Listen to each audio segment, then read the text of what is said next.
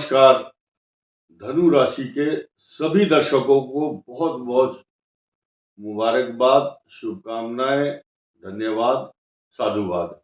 आपके लिए बहुत इम्पोर्टेंट ये जो विषय लेकर के आए हैं हम, ये थोड़ा सा लंबा विषय है और बड़ा इम्पोर्टेंट है। और यहाँ पर लिखा हुआ देखिए, सितारा बुलंद। बहुत लोगों को डर भी लगता है, आश्चर्य भी होता है। और मेन चीज आप ध्यान देंगे कि ढैया शनि की लोहे के पाए पर आ रही है धनु से चतुर्थ भाव में। राहु है और शनि है, केतु केंद्र स्थान में है। कुछ नए पॉइंट आपको बताए जाएंगे। ये वीडियो धनु राशि और धनु लग्न दोनों पर एप्लीकेबल होगा। और जिनको इस बात की अभी तक शंका बनी हुई है, भ्रम है कि हम कौन सी राशि देखें, तो मैं शंका दूर करना चाहता हूं। धनु लग्न के साथ साथ ये ऑथेंटिसिटी है इस बात की कि यहाँ चंद्रमा लिखा हुआ 9, आपकी कुंडली में चंद्रमा 9 नंबर पर है और आपका जन्म मूल नक्षत्र पूर्वाषाढ़ा और उत्तराषाढ़ा नक्षत्र का एक चरण है, तो आपके लिए ये एप्लीकेबल होगा। और साथ ही साथ आपको ये समझना होगा कि कौन कौन से ग्रह आपकी किस किस स्थान पर किस राशि में विचरण कर रहे हैं, ट्रांजिट कर रहे हैं, और इनका साइड इफेक्ट, स्वभाव, प्रभाव, लक्षण क्या होगा। और ये जो बुलंदी शब्द है, सितारा बुलंद है, ये किस जगह से शुरू होगा, आइए जानते हैं। नंबर 1, ये जो चंद्रमा है, धनु राशि है, यहां से चतुर्थ भाव में ट्रांजिट कर रहे हैं शनि, और ये तारीख जो है ये है 3 जून 2027 तक। इसमें कोई इफ एंड बट नहीं है। अब निर्भर करता है कि आपकी पोजीशन 3 जून 2027 तक क्या रहने वाली है।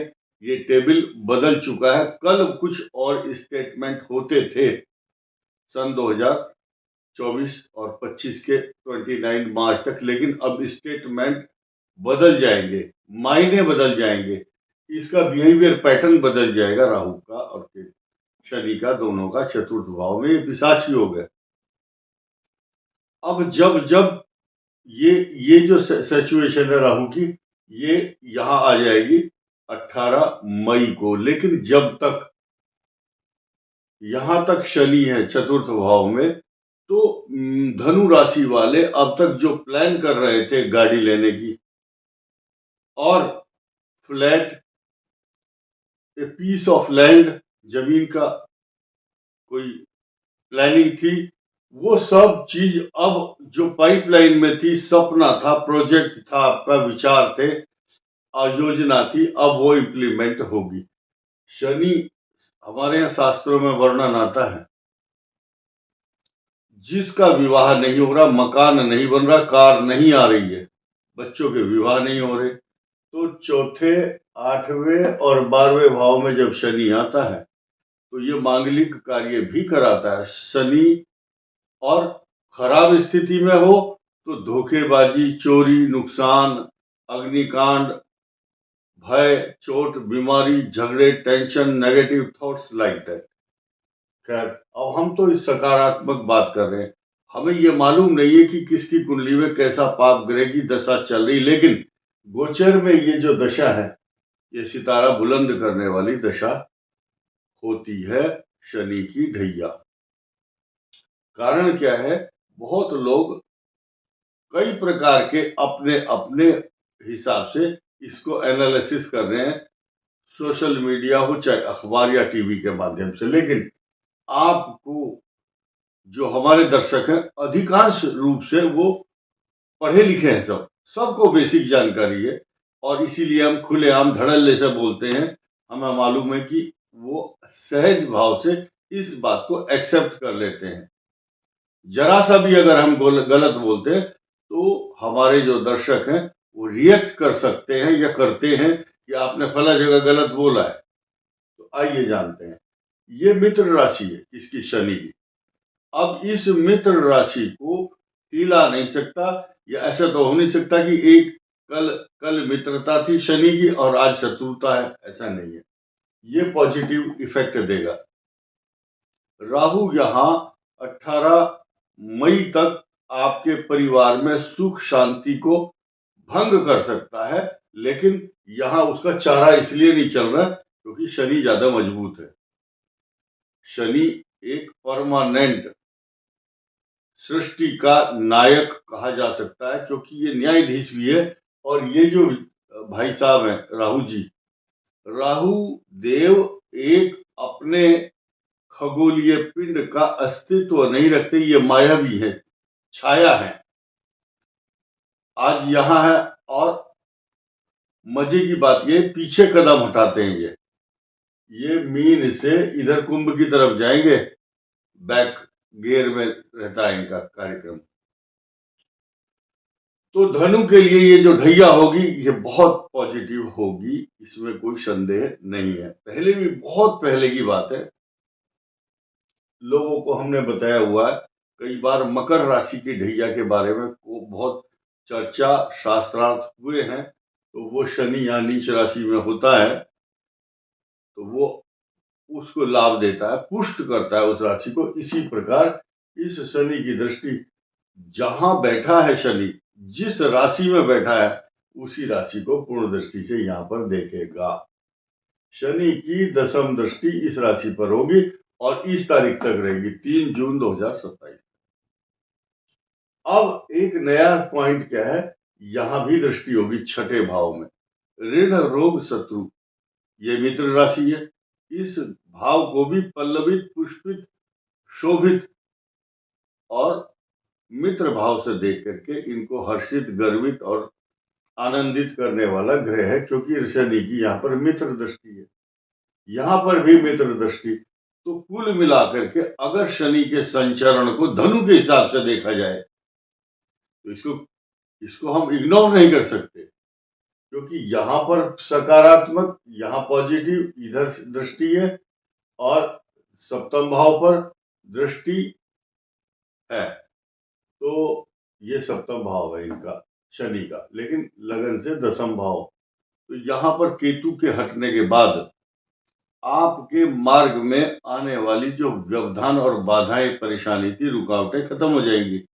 रीजन ये है कि जिनको जॉब से रिलेटेड प्रॉब्लम पिछले 2023 अक्टूबर से चल रही थी, अब उनका हलाए चलाए मान या मन जो था विचलित था, वो अशांति दूर हो जाएगी।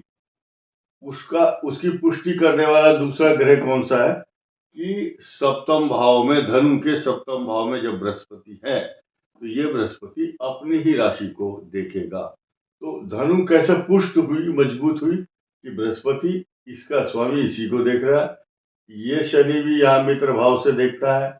और अन्य ग्रहों की बात करें तो जो गोचर है महीने में, एक बार सूर्य यहाँ होते हैं, फिर यहाँ आज यहाँ है, कल इधर होंगे, उच्च राशि में सूर्य होंगे, अच्छे परिणाम देंगे 13 अप्रैल से 14 मई।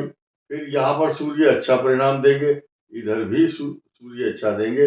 यहाँ पर सूर्य का परिणाम कब, 14 जुलाई से 14 अगस्त तक अच्छा नहीं है। लेकिन फिर यहाँ सूर्य आने के बाद सिंह में जब सूर्य आएगा भाद्रपद मास में, फिर इनके भाग्य को उदय करता है। जब उस समय बृहस्पति भी यहाँ होंगे, शनि की दृष्टि भी यहाँ होगी, इधर भी होगी, और आपके मार्ग में आने वाली बाधाएं, अड़चन, ऋण, रोग, शत्रु, मामा पक्ष तथा झगड़े, झंझट, परेशानी, तनाव और कंपटीशन, जो उस समय किसी भी कंपटीशन में आ जाएगा वो सफल होगा। और इस भाव को, यानी कि ये जो भाव है आपका संतान भाव, एजुकेशन, ये स्टूडेंट्स के लिए एप्लीकेबल होगा। यहाँ पर कोई दिक्कत इसलिए नहीं आएगी क्योंकि जब केंद्र ही मजबूत स्थिति में है तो धनु को कोई दिक्कत नहीं आएगी। यहाँ अब नया समीकरण बना देते हैं हम। 18 मई के बाद राहु आपके पराक्रम भाव में आने के बाद आपके पराक्रम में वृद्धि करने वाला ग्रह है। कारण क्या है कि 18 वर्ष के बाद ये राहु यहाँ आया है 18 महीने के लिए आया है, 18 मंथ। ये साथ मिलेगा धनु को, किसका? राहु का साथ मिलेगा। श्लोक क्या कहता है संस्कृत का? त्रिखटे एकादशी राहु सर्वारिष्ट निवारणम। ये राहु यहाँ पर अरिष्टों का विनाश करेगा। तो धनु राशि वालों को अपने स्वास्थ्य का ध्यान तो इस बात को रखना है कि कफ एवं कोल्ड, एलर्जी, डस्ट से एलर्जी, और 2 एलर्जी और हैं, 2 प्रकार के पॉल्यूशन। एक तो ध्वनि प्रदूषण, धूल, धुआं, और धूप में आप जा रहे हैं तो आपको एलर्जी जरूर होगी। अदरवाइज जो आदमी ठंडा गर्म या एसी में जा रहा है तो वो उसको कफ एवं कोल्ड, नाक में एलर्जी होगी।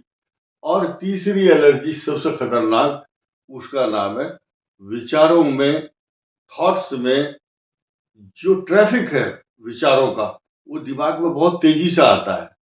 तो जो गलत मित्र की संगति, ये मित्र भाव है, माता, मित्र, मकान, सवारी, पशु, घर और आपके सुख के साधन, ये चतुर्थ भाव कई बहुत सारे चीजों को रिप्रेजेंट करता है। तो गलत मित्रों की संगति ही आपको विचारों के जो प्रचुर प्रदूषण होगा, थॉट्स का जो ट्रैफिक होगा आपके ब्रेन में, वो आपको अशांत करेगा। कारण क्या है कि अष्टमेश आपका यहां होता है हमेशा।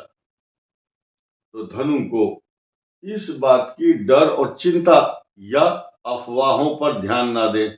सरकार के मैसेज आते हैं तो अफवाह क्या है कि धनु के ऊपर लोहे का पाया है शनि का, कोई दिक्कत नहीं है, आप टेंशन फ्री हो जाओ। ये एनालिसिस आपको बताया है।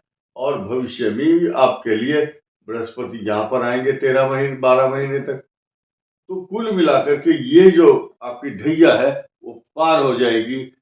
इसी वीडियो में इतना ही। धन्यवाद, नमस्कार।